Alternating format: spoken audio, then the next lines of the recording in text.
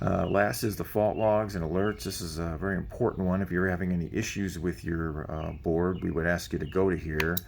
And the fault log holds the last 99 faults, with 99 being the most current one. As you can see, I had an over voltage go to meter at 5:14, and that's today at 3:48 while I was doing this. But you can back up to 98, 97, 96, 95, 94. I can go all the way back to number 1 and tell you what the last 99 faults on this board were and what that gate was doing. There's also an operation log that basically records the same thing, 99 entries.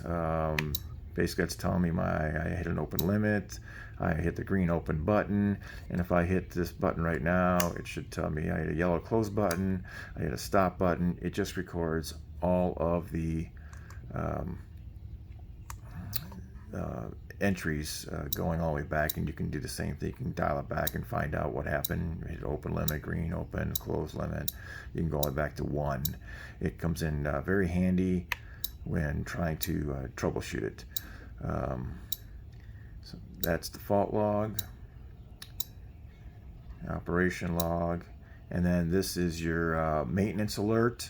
Every 50,000 cycles it will pop up, and this one's set to do it 54,415.